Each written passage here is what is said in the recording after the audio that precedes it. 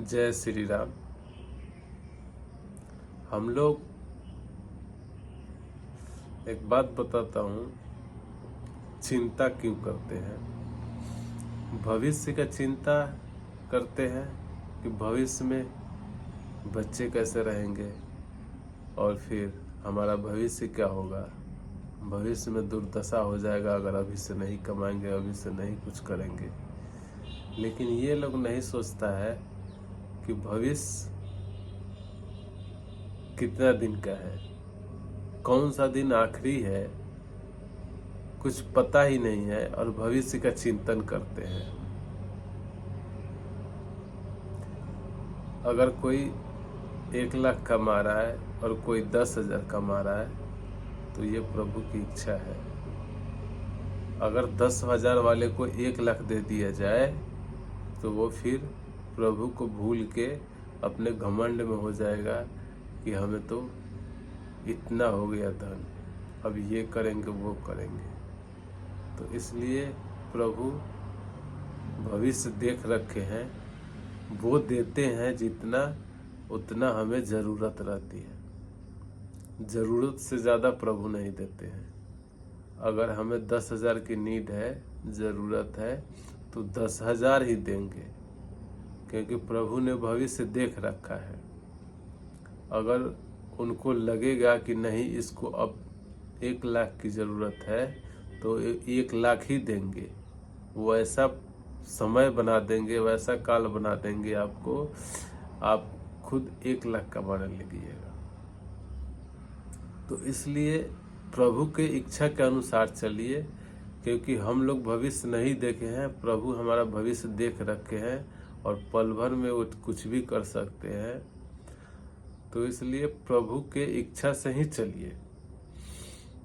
भविष्य की चिंता करने की कोई ज़रूरत नहीं है कि बच्चे कैसे रहेंगे, बच्चे का पढ़ाई हो रहा है कि नहीं हो रहा है, इसमें कोई ज़रूरत नहीं है। जितना दिए हैं उतने में खुश रहिए, बस खुश रहना स्टार्ट कर दीजिए, सब अच्छा होगा, सब मंगल होगा। प्रभु की इच्छा के बिना हम चल ही नहीं सकते, न देख सकते हैं, न खा सकते हैं। प्रभु के सब इच्छा से ही काम हो रहा है। अगर मान लीजिएगा कि प्रभु के इच्छा से हो रहा है तो सब प्रभु के इच्छा से ही होता है। अगर नहीं मानिएगा कि प्रभु की इच्छा नहीं है तो नहीं स्मरण होगा प्रभु का। लोग कहता है कि भगवान है कहाँ। अरे भगवान को ढूंढने की क्या जरूरत है, भगवान तो तुम ही हो। तुम शरीर अपना मान लिए तो सोचते हैं कि भगवान है कहाँ। अरे भगवान तुम्हारे अंदर है। भगवान नहीं रहेंगे तो तुम चलोगे कैसे।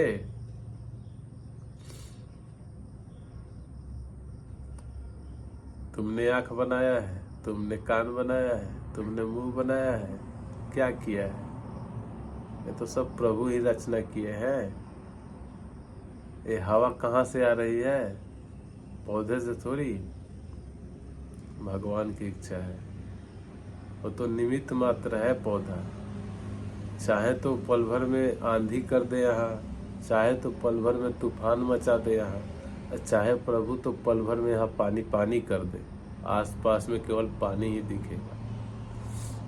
आप देख लो, पल भर में घर समुद्र के नीचे चले जा रहे हैं, गंगा जी में बह जा रहे हैं।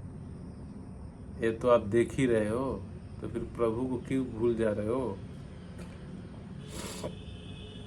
पल भर में प्रभु चाहे तो धरती डोलेगी और वहीं फट जाएगी और वहीं समा जाएगी धरती।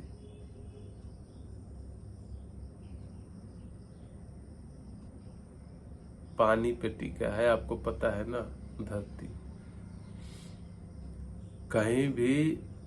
कहीं भी पूरे संसार में जब 250-300 फीट 400-500 फीट नीचे जाइएगा तो पानी ही मिलेगा आपको।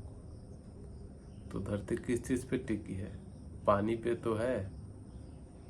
लेकिन प्रभु के इच्छा से ये डूब नहीं सकती। क्यों? क्योंकि वो खेल रच रखे हैं और वो खेल रहे हैं, और आप लोग शरीर रूपी को समझ ले रहे हैं कि हम ही सब कर रहे हैं। हम कुछ नहीं कर रहे हैं, प्रभु की इच्छा है, प्रभु करवा रहे हैं और वही कर रहे हैं। वो चाहे जब चाहे बुला ले, और जब चाहे तुम्हें धनी कर दे, और जब चाहे तुम्हारी संसार खत्म कर दे। उनके इच्छा के बिना कुछ होता ही नहीं है।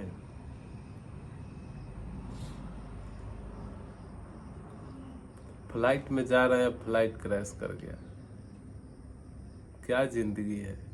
अब करोड़ों की संपत्ति की क्या फायदा?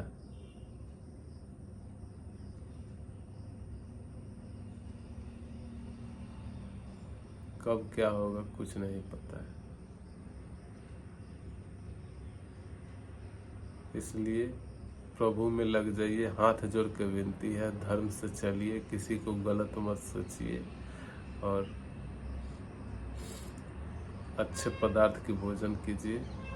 कभी भी मांस मदिरा की ग्रहण मत कीजिए।